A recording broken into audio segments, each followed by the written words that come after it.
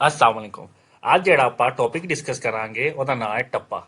ਟੱਪਾ ਇੱਕ ਮਾਹੀਏ ਦੀ ਕਿਸਮ ਹੈ ਤੇ ਇਹ ਲੋਕ ਗੀਤ ਦੇ ਅੰਦਰ ਹਰ ਸਾਲ ਪੁੱਛਿਆ ਜਾਂਦਾ ਹੈ, ਲਿਹਾਜ਼ਾ ਤੁਸੀਂ ਇਹਨੂੰ ਲਾਜ਼ਮੀ ਤਿਆਰ ਕਰੋ ਤੇ ਇਹਦੇ ਤੇ ਕਿਸੇ ਕਿਸਮ ਦੀ ਨਗੈਲੀ ਨਾ ਕਰਨਾ।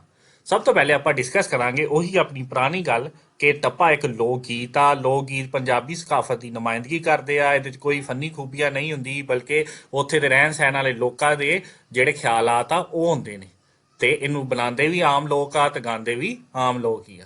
ਤੇ ਹੁਣ ਆਪਾਂ ਇਹਦੀ ਡੈਫੀਨੇਸ਼ਨ ਕਰਾਂਗੇ। ਇਹਦੀ ਡੈਫੀਨੇਸ਼ਨ ਤਾਂ ਡੈਫੀਨੇਸ਼ਨ ਇਹ ਹੈ ਕਿ ਇਹ ਉਹ ਗੀਤ ਹੈ ਜਿਹਦੇ ਵਿੱਚ ਮਹਿਬੂਬ ਨਾਲ ਗੱਲਾਂ ਕੀਤੀਆਂ ਜਾਂਦੀਆਂ ਹੈ। ਯਾਨੀ ਇਹ ਮਾਹੀਏ ਦੀ ਕਿਸਮ ਆ। ਮਾਹੀਆ ਦੇ ਅੰਦਰ ਵੀ ਮਹਿਬੂਬ ਦੇ ਨਾਲ ਗੱਲਾਂ ਕੀਤੀਆਂ ਜਾਂਦੀਆਂ ਨੇ। ਉਹ ਗੱਲਾਂ ਤਾਰੀਫ ਦੀ ਸੂਰਤ 'ਚ, ਤਨਕੀਦ ਦੀ ਸੂਰਤ 'ਚ, ਖੂਬਸੂਰਤੀ ਦੀ ਸੂਰਤ 'ਚ, ਸ਼ਿਕਵਾ ਮਜ਼ਾਕ ਦੀ ਸੂਰਤ 'ਚ ਹੋ ਸਕਦੀਆਂ ਨੇ।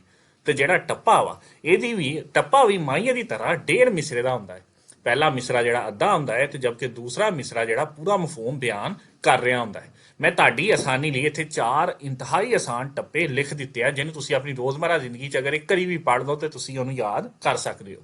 ਨੰਬਰ 1 ਦੇਖੋ, ਅੰਬੀ ਦਾ ਬੂਟਾ ਹੀ। ਅੰਬੀ ਦਾ ਬੂਟਾ ਹੀ ਯਾਨੀ ਅੰਬ ਦਾ ਇੱਕ ਬੂਟਾ ਲੱਗਾ ਹੋਇਆ ਹੀ। ਤੇਰੇ ਬਿਨਾ ਸਾਡਾ ਜੀਣਾ ਹੀ ਝੂਠਾ ਹੀ।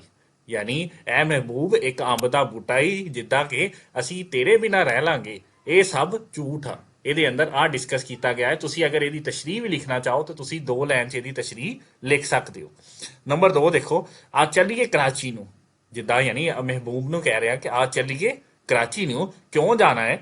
ਕਿ ਮਾਪਿਆਂ ਨੇ ਦੇ ਛੱਡਿਆ ਮੇਰਾ ਰਿਸ਼ਤਾ ਚਾਚੀ ਨੂੰ। ਯਾਨੀ ਇਹ ਮਹਿਬੂਬ ਤੇਰੇ ਨਾਲ ਤੇ ਰਿਸ਼ਤਾ ਨਹੀਂ ਹੋਇਆ, ਮੇਰਾ ਰਿਸ਼ਤਾ ਮਾਪਿਆਂ ਨੇ ਚਾਚੀ ਨੂੰ ਦੇ ਦਿੱਤਾ ਹੈ, ਇਸ ਲਈ ਚਲਾ ਚੱਲੀਏ ਕਰਾਚੀ ਨੂੰ ਚੱਲੀਏ ਤਾਂ ਕਿ ਆਪਾਂ ਦੋਨੇ ਆਸਾਨੀ ਦੇ ਨਾਲ ਉੱਥੇ ਜ਼ਿੰਦਗੀ ਗੁਜ਼ਾਰ ਸਕਾਂਗੇ।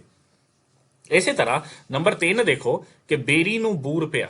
ਯਾਨੀ ਬੇਰੀ ਨੂੰ ਕੀ ਲੱਗ ਪਿਆ ਹੋਇਆ ਵਾ? ਬੂਰਾਨ ਲੱਗ ਪਿਆ ਵਾ। ਚੰਗੀ ਭਲੀ ਖੇਡਦੀ ਨੂੰ ਕਿਸਮਤ ਨੇ ਗੇਰ ਲਿਆ। ਯਾਨੀ ਕਿ ਮੈਂ ਚੰਗੀ ਭਲੀ ਸੀ, ਲੇਕਿਨ ਜਿੱਦਾਂ ਬੇਰੀ ਨੂੰ ਬੂਰ ਪੈ ਗਿਆ ਵਾ ਉਦਾਂ ਹੀ ਮੇਰੀ ਚੰਗੀ ਭਲੀ ਕਿਸਮਤ ਨੂੰ ਪਰੇਸ਼ਾਨੀਆਂ ਤੇ ਮੁਸੀਬਤਾਂ ਨੇ ਇਹ ਮਹਿਬੂਬ ਆ ਕੇ ਘੇਰ ਲਿਆ ਵਾ। ਲਿਆਦਾ ਮੇਰੇ ਲਈ ਕੋਈ ਆਸਾਨੀਆਂ ਪੈਦਾ ਕਰ ਤਾਂ ਕਿ ਮੈਂ ਵੀ ਕੋਈ ਤਕਲੀਫਾਂ ਤੋਂ ਨਿਕਲ ਸਕਾਂ। ਅਗਲਾ ਇੰਤਹਾਈ ਆਸਾਨ ਆ ਕਿ ਧੇਲੇ ਦੀ ਚਾਹ ਪੀਤੀ। ਧੇਲੇ ਦੀ ਚਾਹ ਪੀਤੀ ਜਿਵੇਂ ਤੁਸੀਂ ਆਪਣੀ ਆਮ ਜ਼ੁਬਾਨ 'ਚ ਵੀ ਸੁਣਦੇ ਰਹਿੰਦੇ ਹੋ। ਲੱਖਾਂ ਦੀ ਜ਼ਿੰਦਗੀ ਅਸੀਂ ਤੇਰੇ ਪਿੱਛੇ ਤਬਾਹ ਕੀਤੀ।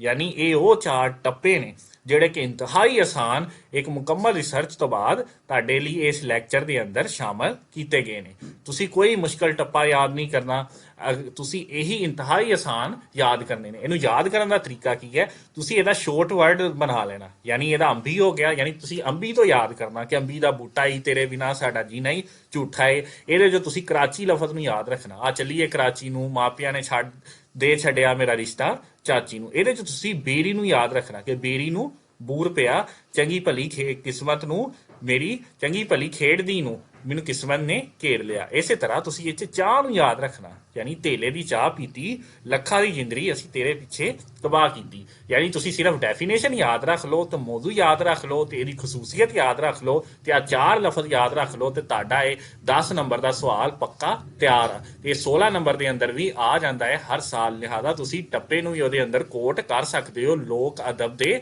ਅੰਦਰ। ਤੁਸੀਂ ਇਸ ਸਵਾਲ ਨੂੰ ਚੰਗੀ ਤਰ੍ਹਾਂ ਤਿਆਰ ਕਰਨਾ ਹੈ। ਤੁਹਾਨੂੰ ਇਹ ਲੈਕਚਰ ਕਿੱਦਾਂ ਦਾ ਲੱਗਾ ਤੁਸੀਂ ਸਾਨੂੰ ਆਪਣੀ ਰਾਹ ਦੇ ਨਾਲ ਆਗਾਹ ਕਰੋ। शुक्रिया। अगर आप किसी भी मुकाबला जाती इम्तिहान CSS, PMS, PPSC के लिए परेशान हैं तो परेशानी छोड़ गए और स्कॉलर अकेडमी को सब्सक्राइब कीजिए और मुस्तकबिल को बेहतर बनाइए।